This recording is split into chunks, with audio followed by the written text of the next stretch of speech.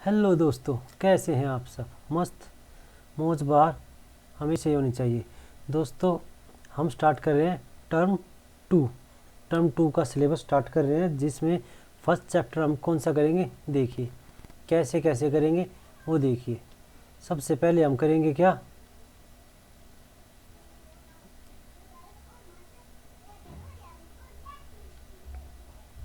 देखिए दोस्तों, ये थोड़ा ऊपर आ गया था, यहाँ से स्टार्ट करेंगे। दोस्तों देखिए, ये आपका टर्म टू का सिलेबस है। हम कैसे स्टार्ट करेंगे, सबसे पहले स्टार्ट करेंगे हम कैश फ्लो स्टेटमेंट।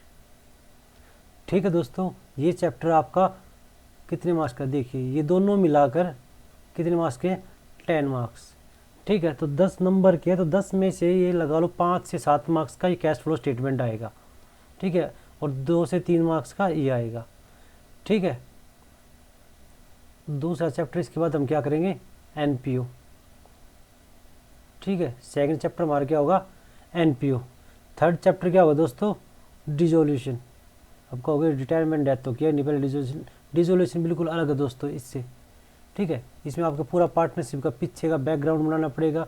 इससे अच्छा हम डिजोल्यूशन करें, जिसमें आपको पीछे का कुछ नहीं करना।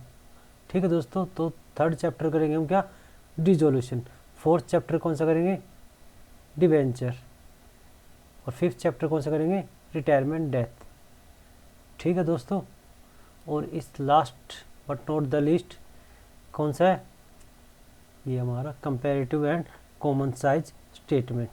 तो लास्ट कौन सा है, ये last but not the list. और जिसको ये कंप्यूटर अकाउंटिंग ये करना हो वो अपने आप कर लेना दोस्तों, ये मैं नहीं कराऊंगा। तो दोस्तों स्टार्ट करते हैं हम किससे, कैश फ्लो स्टेटमेंट से। तो करते हैं दोस्तों स्टार्ट। देखिए दोस्तों, हमारे चैप्टर का नाम क्या है, cash flow statement. Cash flow statement से ही पता चलता है दोस्तों हमें कि इसमें कुछ कैश की बातें होने वाली है। ठीक है दोस्तों, इस कैश से पता चलता है कि इसके अंदर कुछ कैश की बातें होने वाली है। तो हम पहले इस कैश फ्लो स्टेटमेंट जो चैप्टर का नाम है इसको समझते हैं। ठीक है दोस्तों, तो कैश का मतलब क्या होगा हमारा यहाँ पर, तो कैश का मतलब होगा दोस्तों, कैश, इसको हम एक अलग पेन से लिख लें, अलग पेन से लिखते हैं दोस्तों। कैश का मतलब होगा कैश एंड कैश इक्विवेलेंट। तो दोस्तों आप कहेंगे कि कैश का तो हमें पता कैश क्या होता है, ये कैश इक्विवेलेंट क्या है। तो पहले हम दोस्तों पूरा डिटेल में पढ़ेंगे, तो आप टेंशन क्या लेने का। ठीक है, तो देखते हैं फिर आगे। कैश का मतलब पता चला आपको क्या होता है, cash and cash equivalent. Flow, flow का मतलब क्या होता है दोस्तों, फ्लो का मतलब होता है दोस्तों चेंज। क्या होता है, चेंज। ठीक है, स्टेटमेंट, स्टेटमेंट का मतलब क्या होता है, डॉक्यूमेंट। क्या, डॉक्यूमेंट। ठीक है, अब इससे हमें क्या पता चला कि कैश फ्लो स्टेटमेंट क्या है। कैश फ्लो स्टेटमेंट क्या है, एक डॉक्यूमेंट है जिसके अंदर कुछ चेंज होगा। किस चीज़ का चेंज होगा, कैश या कैश इक्विवेलेंट का। ठीक है, तो कैश और कैश इक्विवेलेंट आप समझे नहीं भाई कैश इक्विवेलेंट क्या होता है, तो आप कैश को भी नहीं समझे दोस्तों अभी। कैश का मतलब यहाँ पर क्या है, यहाँ पर कैश का मतलब है दोस्तों cash in hand and cash at bank. ठीक है दोस्तों, जो आपके हाथ में पैसा है, आपकी पॉकेट मनी, आपके पॉकेट में जो पैसा है वो, और जो आपके बैंक में जो पैसा जमा है वो, दो हो गया आपके कैश में। कैश इक्विवेलेंट क्या होगा दोस्तों,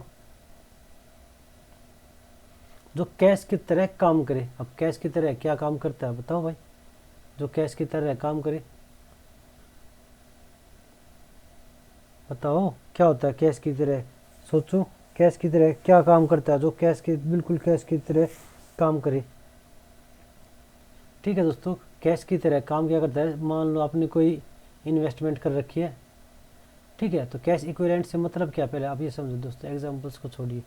कैश इक्विवेलेंट से मतलब क्या है, कैश इक्विवेलेंट का मतलब है दोस्तों आपका कोई भी एक एनी एसेट, क्या, एनी एसेट जो क्या हो, कन्वर्ट हो जाए किस में, कैश में। ठीक है, अब बोलोगे सर सारी एसेट्स कन्वर्ट हो जाती है कैश में, तो आगे भी तो है ना इसमें, आगे सुनो, कन्वर्ट हो जाए कैश में, और कौन सा cash, known cash, known amount. ठीक है दोस्तों, नोन अमाउंट का मतलब आपको उसकी अमाउंट का पहले से ही पता हो, भाई इतने का ही कैश मिलेगा हमें इस एसेट से। ठीक है, दूसरा, कब हो ये, विद इन 3 मंथ्स, जो 3 महीने में कन्वर्ट हो जाए किसके अंदर, कोई भी एसेट जो कन्वर्ट हो जाए कैश में। कौन, कैसा कैश, नोन अमाउंट, जिसका आपको अमाउंट पहले से ही पता है, वो अमाउंट, उस अमाउंट में अगर जो कोई भी एसेट कन्वर्ट हो जाए और वो कन्वर्ट होने में उसको 3 महीने से ज़्यादा ना लगे, तो वो कैश के इक्विवेलेंट माना जाएगा, कैश इक्विवेलेंट समझेंगे उसको। ठीक है दोस्तों, तो क्या हो गया कैश इक्विवेलेंट में, इसकी डेफिनेशन बाद में लिखेंगे दोस्तों, तो इसको बस समझने के लिए आपको छोटा सा एक फ्लो चार्ट हो गया। ठीक है, चेंज, चेंज का मतलब क्या होता है दोस्तों, चेंज का मतलब होता है दोस्तों इंक्रीज या डिक्रीज। ठीक है भाई, या तो कैश में इंक्रीज हुआ है या डिक्रीज हुआ है, तो इंक्रीज को एक नाम और बोल देते हैं हम, क्या, इनफ्लो। ठीक है, और डिक्रीज को क्या बोलेंगे, आउटफ्लो। अगर आपका कैश जा रहा है तो डिक्रीज हो रहा है मतलब, और कैश आ रहा है आपके पास तो इंक्रीज हो रहा है, इसका मतलब इनफ्लो हो रहा है कैश का, तो ठीक है, या आउटफ्लो हो रहा है। ठीक है दोस्तों, डॉक्यूमेंट से आप क्या समझे, डॉक्यूमेंट कहोगे भाई कोई भी डॉक्यूमेंट, डॉक्यूमेंट, डॉक्यूमेंट क्या होता है, देखो दोस्तों, डॉक्यूमेंट आपका एक तो होता है क्या, हमारे अकाउंट में 2 तरह के डॉक्यूमेंट होते हैं जो हमने पढ़े अभी तक, एक टेबुलर फॉर्म में, ठीक है, दूसरा वर्टिकल फॉर्म में। आप कहोगे सर हमने टेबुलर फॉर्म तो पढ़ा, वर्टिकल फॉर्म नहीं पढ़ा, तो आप पढ़ोगे दोस्तों क्योंकि टेबुलर फॉर्म में क्या होता है दोस्तों, टेबुलर फॉर्म में देखो इधर समझे, टेबल फॉर्म में हम बैलेंस शीट बनाते हैं ऐसे करके, और ऐसे हम अकाउंट्स बनाते हैं। अभी आपने पार्टनरशिप में पढ़ा होगा, ऐसे अकाउंट्स बनाने के लिए आप पार्टनर्स कैपिटल अकाउंट बनाया होगा। ठीक है दोस्तों, तो ये होती है टेबुलर फॉर्म। लेकिन वर्टिकल फॉर्म क्या होगी, इसमें हम ऐसे टी की, टेबुलर फॉर्म होती है तो टी की फॉर्म में ऐसे करके, और ये टी बन गया यहाँ पे बीच में। ठीक है, लेकिन यहाँ पे टी नहीं हो गया, यहाँ पे वर्टिकल हो गया, यहाँ पे साइड में एक कोने में ये अमाउंट के कॉलम आ जाएंगे आपके। ठीक है, तो इसमें क्या आ जाएगा, वर्टिकल फॉर्म। ठीक है दोस्तों, ये हो जाएगा ऐसे। ठीक है, तो ये कौन से वर्टिकल फॉर्म, ये कौन से टी फॉर्म, टी का मतलब टेबुलर फॉर्म, वर्टिकल मतलब ये वाली फॉर्म। ठीक है दोस्तों, तो डॉक्यूमेंट्स का पता चल गया आपको कौन कौन से किस टाइप का डॉक्यूमेंट आएगा। तो हम इसमें कौन सा डॉक्यूमेंट लेंगे, सिर्फ वर्टिकल फॉर्म में। कैश फ्लो स्टेटमेंट किससे बनेगा, वर्टिकल फॉर्म में, और इसके साथ जो वर्किंग नोट्स होंगे वो किस फॉर्म में होंगे, टेबुलर फॉर्म में होंगे, या वर्टिकल फॉर्म में भी हो सकते हैं। ठीक है, तो हमारे डॉक्यूमेंट्स क्या हो सकते हैं, या तो टेबुलर फॉर्म में होगा या वर्टिकल फॉर्म में होगा। तो दोस्तों आगे समझते हैं हम, कैश एंड कैश इक्विवेलेंट की बात की थी हमने, कि मैंने बोला था आपको कि डेफिनेशन लिखेंगे इसकी, कैश एंड कैश इक्विवेलेंट क्या होता है। तो लिखिए कैश एंड कैश इक्विवेलेंट की, कैश की डेफिनेशन हम लिख चुके, कैश इन हैंड और कैश एट बैंक, तो उसको लिखवाने का कुछ नहीं बनता। कैश इक्विवेलेंट को लिखिए दोस्तों, डेफिनेशन क्या होगी कैश इक्विवेलेंट की, तो ब्लैक से लिख देता हूँ। तो कैश इक्विवेलेंट क्या होता है, कैश इक्विवेलेंट्स आर, तो मैं आर से स्टार्ट करता हूँ, कैश इक्विवेलेंट आप दोबारा से लिख लेंगे, मैं सी ई लिख देता हूँ। चलो, cash equivalents are short term highly liquid investment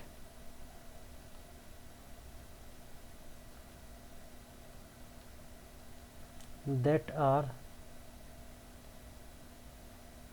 readily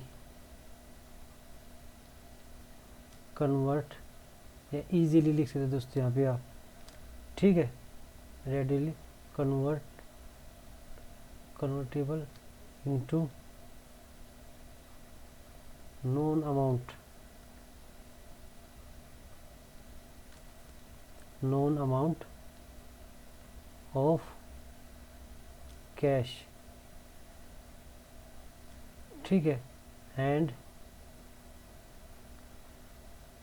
which are subject to an insignificant risk,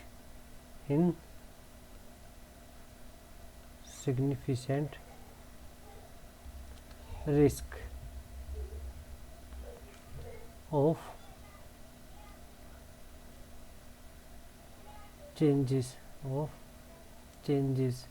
in value.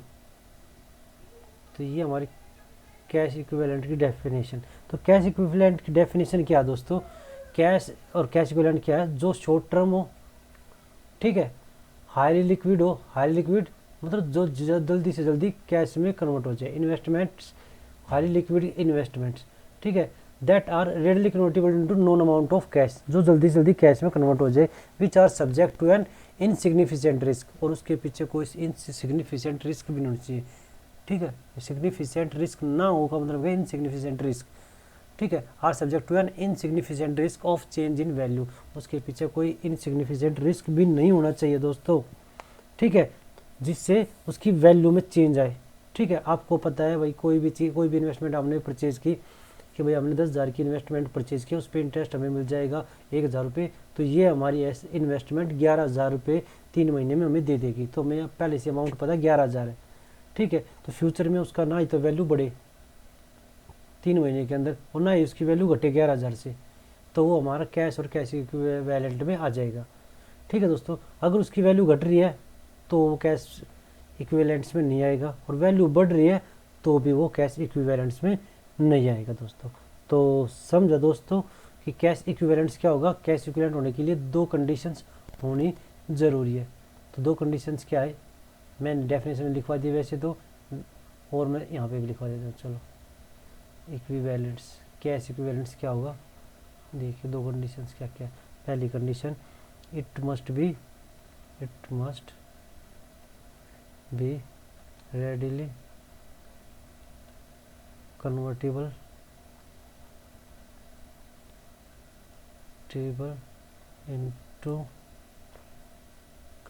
to लिख रहे, चलो, to a known amount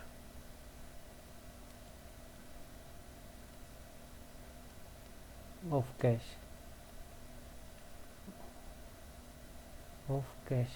ठीक है दोस्तों। एक तो नोन अमाउंट में आसानी से कन्वर्ट हो जाए, ठीक है दोस्तों। दूसरा, it must be subject to an insignificant risk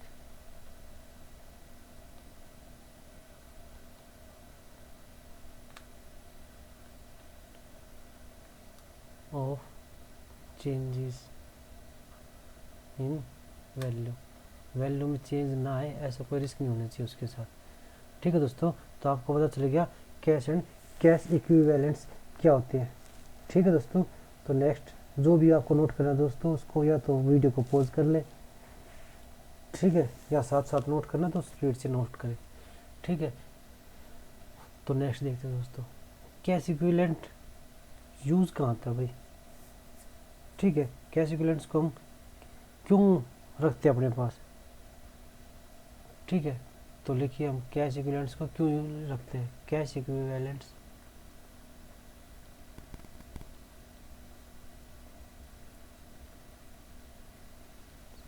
are held, किस लिए रखते हैं हम? For the purpose of meeting short term cash commitments. जो हमारे शॉर्ट टर्म कैश कमिटमेंट्स होती है दोस्तों, मतलब दोस्तों कि जो हमारे शॉर्ट टर्म में हमें जो कैश की ज़रूरतें होती हैं उनको पूरा करने के लिए हम कैश इक्विवेलेंट्स रखते हैं। ठीक है दोस्तों, ये तो सारी फिक्स्ड एसेट्स रख लेंगे, है ना, या करंट एसेट्स रख लेंगे। लिक्विड एसेट्स क्यों रखेंगे? ताकि जल्दी से जो 3 महीने के अंदर हमें यूज आ जाए। ठीक है, commitments rather than for investment और अदर पर्पजेज। ठीक है दोस्तों। तो दोस्तों कैश इक्विवेलेंट का पता चल गया हमें किस लिए रखते हैं हम। कैश इक्विवेलेंट्स में दोस्तों वैसे तो बहुत सारी चीज़ें होती है, लेकिन अभी आपको क्या रखना है इसमें, एक तो आपकी करंट इन्वेस्टमेंट, जो हमारा सिलेबस है उसके अंदर सीबीएसई ने साफ साफ बोला कि जो भी आपकी करंट इन्वेस्टमेंट है वो सारी क्या कहलाएंगी, कैश एंड कैश इक्विवेलेंट्स। ठीक है। दूसरा मार्केटेबल सिक्योरिटीज़, जितनी मार्केटेबल सिक्योरिटीज़ आपको क्वेश्चन में दे रखी हो वो सारी क्या मार्केटेबल सिक्योरिटीज़। आपको होगा सर ये कौन सी होती है, ये ऐसे इसी नाम से मिलेगी दोस्तों आपको, या तो मार्केटेबल सिक्योरिटीज़ लिखा होगा या आपको करंट इन्वेस्टमेंट लिख के देगा। ठीक है, उसको हम क्या मान लेंगे, कैश एंड कैश इक्विवेलेंट। और 12th में इससे ज़्यादा कोई नाम नहीं देने वाले हो। ठीक है, ज़्यादा नाम्स अभी आपके लिए कोई फ़ायदा नहीं है, फिर बेचल जाओगे, दुखी हो जाओगे ये क्या क्या रहे निकल के। इससे अच्छा है जो आपके सिलेबस में उतना ही करे। ठीक है, और उसको अच्छे से करे। तो मार्केटेबल सिक्योरिटीज़ में या करंट इन्वेस्टमेंट। ठीक है दोस्तों, कहीं पे अब किसी और वीडियो में देख के आप बोलेंगे कि भाई करंट इन्वेस्टमेंट तो इनमें कैश एंड कैश इक्विवेलेंट्स में नहीं आता, तो मैं आपको पहले ही बता देता हूँ दोस्तों कि आपके सीबीएसई ने बोला है कि ये हमें कैश एंड कैश इक्विवेलेंट्स में लेना है। तो ठीक है, तो यहाँ पे देखिए आपके सिलेबस में साफ साफ बोल रहा हो। कैश फ्लो स्टेटमेंट कहाँ दे रखा, आगे दे रखा है, लिक्विडिटी रेशियोस तो आगे, इससे तो आगे था। ठीक है, डिबेंचर का चैप्टर आ गया। ठीक है, ये देखिए दोस्तों आपके सिलेबस में क्या बताया गया है। ये 3 चीज़ें कैश फ्लो के अंदर याद रखनी है। क्या, current investments to be taken as marketable securities. समझिए दोस्तों, करंट इन्वेस्टमेंट को हमें क्या मानना है, मार्केटेबल सिक्योरिटीज़। तो मैंने आपको बोला था या तो मार्केटेबल सिक्योरिटीज़ लिख के देगा आपको या करंट इन्वेस्टमेंट लिख के देगा। ठीक है, जब तक वो कुछ ना कहे तब तक आपको इनको क्या मानना है, करंट इन्वेस्टमेंट को और मार्केटेबल सिक्योरिटीज़ को क्या मानना है, कैश एंड कैश इक्विवेलेंट्स में। ठीक है दोस्तों, कैश इक्विवेलेंट्स में मानना है किसको, करंट इन्वेस्टमेंट और मार्केटेबल सिक्योरिटीज़ को। ठीक है। दूसरा, बैंक ओवरड्राफ्ट को क्या मानना है, देखिए bank overdraft and cash credit to be treated as short term borrowings. Short term borrowings मानेंगे किसको, बैंक ओवरड्राफ्ट को या कैश क्रेडिट को। ठीक है, तो शॉर्ट टर्म बोरिंग्स का मतलब क्या है, करंट लायबिलिटीज दोस्तों। ठीक है, शॉर्ट टर्म बोरिंग्स का मतलब क्या है यहाँ पे, करंट लायबिलिटीज। ठीक है दोस्तों, नेक्स्ट देखिए, adjustments relating to depreciation and amortisation. हमारी एडजस्टमेंट किस किस रिलेटेड हो सकती है, डेप्रिसिएशन, अमोर्टाइजेशन, प्रॉफिट और loss on sale of assets including investments. ठीक है, एसेट्स सेल किसका, इन्वेस्टमेंट का सेल। कौन सी इन्वेस्टमेंट, लॉन्ग टर्म, ना कि करंट है। ठीक है, कौन सी इन्वेस्टमेंट यहाँ पे सिर्फ है लॉन्ग टर्म। ठीक है दोस्तों, करंट इन्वेस्टमेंट कहाँ आएगी, कैश एंड कैश इक्विवेलेंट्स में। उसके बाद dividend, both final and interim dividend and tax. ये आपके एडजस्टमेंट हो सकती है दोस्तों इसमें। ठीक है, तो इसमें ज़्यादातर सारी ही एडजस्टमेंट कवर कर लिए। ठीक है दोस्तों, तो हम ये सारी एडजस्टमेंट करेंगे। ठीक है, तो आपका सिलेबस आपको पता, थोड़ा डिटेल में पता चलेगा कि आपके सिलेबस में कैश फ्लो में क्या क्या है। ठीक है दोस्तों, तो हम एक एक चीज़ को बिल्कुल बारीकी से कराऊंगा मैं, तो आपको टेंशन लेने की ज़रूरत नहीं है। ठीक है, तो आते हैं हम अपने टॉपिक पर। तो हमने ये सब कर लिया था, अब आपको पता चल गया कैश इक्विवेलेंट्स में क्या क्या आएगा और क्यों क्यों आएगा।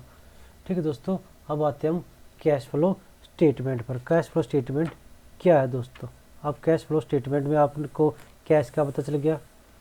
ठीक है, कैश इक्विवेलेंट्स का पता चल गया। ठीक है, फ्लो का आपको पता चल गया। फ्लो क्या आता है? फ्लो का मतलब होता है चेंज। ठीक है, अब लिखना चाहो तो लिख सकते हो, मैं यहाँ पे लिखवा भी देता हूँ। फ्लो का मतलब क्या है? चेंज। Flow means change. ठीक है दोस्तों, चेंज का मतलब क्या है? दैट इज इंक्रीज और डिक्रीज। ठीक है, फ्लो हमारा दो टाइप का हो सकता है दोस्तों, इनफ्लो और आउटफ्लो। ठीक है दोस्तों, इनफ्लो का मतलब क्या है? इंक्रीज, और आउटफ्लो का मतलब क्या है? डिक्रीज। ठीक है दोस्तों, तो फ्लो का मतलब पता चल गया आपको। स्टेटमेंट का पता ही आपको डॉक्यूमेंट बोलते हैं। ठीक है, तो कैश फ्लो स्टेटमेंट की यहाँ पे हम अब डेफिनेशन लिख लेते हैं दोस्तों। तो कैश फ्लो स्टेटमेंट की डेफिनेशन क्या है देख लीजिए। अब थोड़ा सा नीचे ले आता हूँ इसको, ताकि लिखने में कोई दिक्कत ना आए। तो कैश फ्लो स्टेटमेंट की यहाँ पे अब हम डेफिनेशन लिखते हैं दोस्तों। कैश फ्लो स्टेटमेंट है क्या? ये दोस्तों, ये वीडियो आपको रिवीजन में भी हेल्प करेगी, और जो फर्स्ट टाइम पढ़ रहे कैश फ्लो स्टेटमेंट को, उसको भी बहुत हेल्प करेगी। जब भी आपका एग्ज़ाम आने को पास में, वीडियो को एक बार ध्यान से देख लो, आपका सारे टॉपिक रिवाइज हो जाएंगे जल्दी से। ठीक है, तो लिखना स्टार्ट कर दो दोस्तों। The cash flow statement. तो दोस्तों, इस पर थोड़ा सा अच्छे से नहीं लिखा जाता, राइटिंग साफ नहीं आ रही, तो आप थोड़ा एडजस्ट कर ले प्लीज़। तो the cash flow statement means the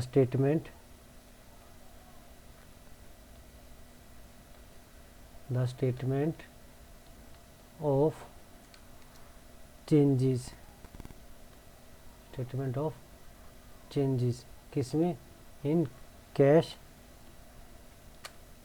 and cash equivalents। ठीक है दोस्तों, क्या है ये? स्टेटमेंट है किसकी? चेंजेस की। किसमें? कैश और कैश इक्विवेलेंट। कब? ड्यूरिंग आ पर्टिकुलर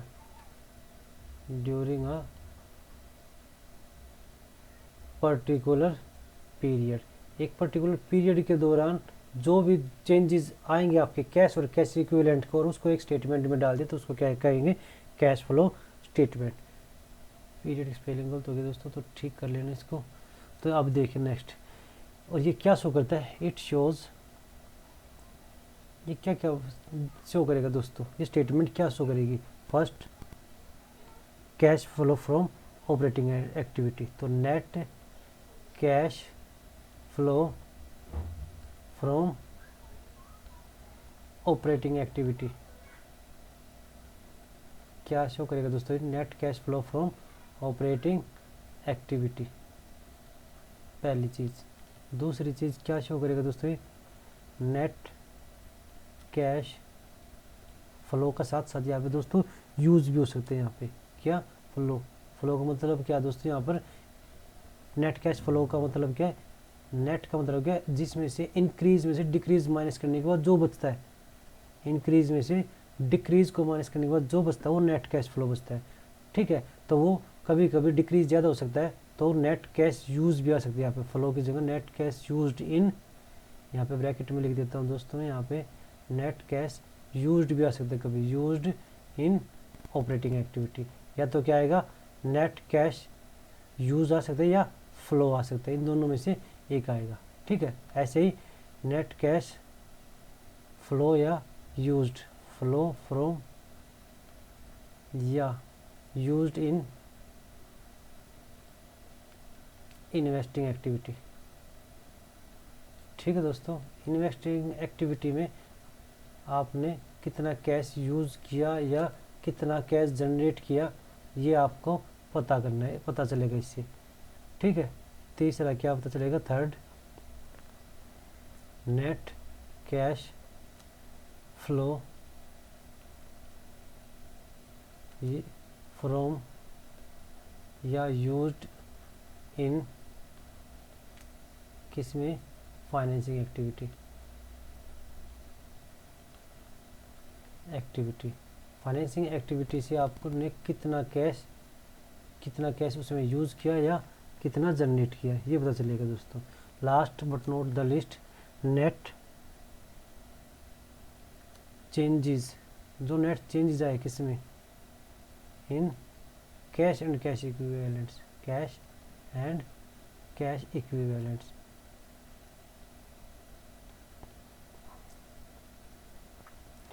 ठीक है दोस्तों, ये 4 चीज़ें आपको पता चलेंगी इससे। तो अब हम स्टार्ट करते हैं आगे कि भाई कि हमें तो पता चलेगा हमें इसमें करना क्या क्या है, पता क्या क्या चलेगा। अब करना क्या है, मेथड क्या है इसमें, क्या कैसे क्या बनाएंगे इसको। तो इसके मेथड्स है दोस्तों, कैश फ्लो स्टेटमेंट बनाने के 2 मेथड है दोस्तों। ठीक है, एक पेन चेंज कर लेता हूँ, एक डायरेक्ट मेथड। ठीक है दोस्तों, अब ये कहोगे हमें तो ये किसी ने पढ़ाया नहीं और बोला गया था ये तो हमारे सिलेबस में ही नहीं है। दोस्तों एनसीईआरटी ने ये आपके सिलेबस में डाल रखा है। एनसीईआरटी की बुक आप जो पढ़ोगे तो उसमें आपके सिलेबस में ये मेथड है। ठीक है, लेकिन कोरोना की वजह से सिलेबस कुछ डिलीट हो गया, तो ये मेथड आपका इसलिए डिलीट हो गया है। कोरोना की वजह से सिलेबस डिलीट हो गया, वैसे ही आपके अगर आपका कोरोना ना होता तो आपके सिलेबस में डायरेक्ट मेथड था। ठीक है, अब क्या सिर्फ इनडायरेक्ट मेथड बचा हुआ है। लेकिन दोस्तों डायरेक्ट मेथड भी आपको आना चाहिए। क्यों आना चाहिए, क्योंकि मैंने इसके क्वेश्चंस किस में देखे हैं, सैम्पल पेपर में, डायरेक्ट मेथड के। ठीक है, डायरेक्ट मेथड से कोई फ़र्क नहीं पड़ता है दोस्तों, आपका डायरेक्ट और इनडायरेक्ट में कोई ज़्यादा डिफरेंस नहीं है, सिर्फ एक ऑपरेटिंग एक्टिविटी का फ़र्क पड़ता है डायरेक्ट और इनडायरेक्ट में। ठीक है, और कोई बाकी इन्वेस्टिंग और फाइनेंसिंग एक्टिविटी दोनों में सेम चलती है, डायरेक्ट में भी और इनडायरेक्ट में भी। तो दोस्तों अभी डायरेक्ट मेथड की बात ना करते हुए हम सिर्फ इनडायरेक्ट मेथड की बात करते हैं। ठीक है, तो इनडायरेक्ट मेथड में हम कैश फ्लो स्टेटमेंट कैसे बनाएंगे, तो देखिए दोस्तों, तो बनाना कैसे है दोस्तों, देखिए बिल्कुल प्यार से समझाऊंगा कैसे स्टार्ट करना आपको इनडायरेक्ट मेथड। और इनडायरेक्ट मेथड यूज़ करने से पहले मैं आपको कुछ और बताना चाहता हूँ दोस्तों, कि कैश फ्लो स्टेटमेंट बनाने के लिए हमें क्या क्या इन्फॉर्मेशन दी जा सकती है। ठीक है दोस्तों, तो इन्फॉर्मेशन हमें क्या क्या पता होनी चाहिए कैश फ्लो स्टेटमेंट बनाने के लिए। हमें क्या क्या गिवन होगा क्वेश्चन में, फर्स्ट या तो हमें गिवन होगा क्या, 2 बैलेंस शीट्स। ठीक है दोस्तों, क्या होगा, या तो हमें 2 बैलेंस शीट्स दे रखी होगी, उसके साथ कुछ एडजस्टमेंट दे रखी होगी, विद एडजस्टमेंट्स। ठीक है दोस्तों, या क्या दे रखा होगा, 2 P&L and 2 balance sheets. P&L भी दे रखा और 2 बैलेंस शीट भी दे रखी हो, तो भी हम ये क्वेश्चन कैश फ्लो बना सकते हैं दोस्तों। ठीक है, ये हम सिर्फ इनडायरेक्ट मेथड की बात करें दोस्तों, डायरेक्ट मेथड की नहीं। डायरेक्ट मेथड के लिए हमें अगर जो डायरेक्ट मेथड की बात करें तो डायरेक्ट मेथड में दोस्तों एक कैश अकाउंट दे रखा हो, उससे भी हम कैश फ्लो स्टेटमेंट बना सकते हैं, वो सिर्फ किस में, डायरेक्ट मेथड में। लेकिन अब हम डायरेक्ट मेथड की बात नहीं कर रहे, तो उसकी बात भी नहीं कर रहे हम। ठीक है दोस्तों, एक कंप्यूटर थोड़ा सा हिल रहा है बार बार केवल, इसलिए थोड़ा सा, एक सेकंड दोस्तों। ठीक है दोस्तों, तो हम ये दोनों टाइप के क्वेश्चन करेंगे, जिसमें 2 बैलेंस शीट दे रखी हो, और दूसरा कौन सा, जिसमें P&L अकाउंट और 2 बैलेंस शीट दे रखी हो। ठीक है, तो हम स्टार्ट करते हैं दोस्तों कैश फ्लो स्टेटमेंट। तो कैश फ्लो स्टेटमेंट हम नेक्स्ट वीडियो में करें, फॉर्मेट इसका कैश फ्लो स्टेटमेंट का इनडायरेक्ट मेथड से हम नेक्स्ट वीडियो में करते हैं दोस्तों। इस वीडियो में इतना ही, नहीं तो फिर बहुत ज़्यादा लंबी वीडियो हो जाएगी। ठीक है दोस्तों, और एक बात, आपको वीडियो अच्छी लगे तो लाइक करें, सब्सक्राइब करें और अपने दोस्तों के साथ शेयर करें। ठीक है दोस्तों, मिलते हैं हम नेक्स्ट वीडियो में। Thank you, bye bye.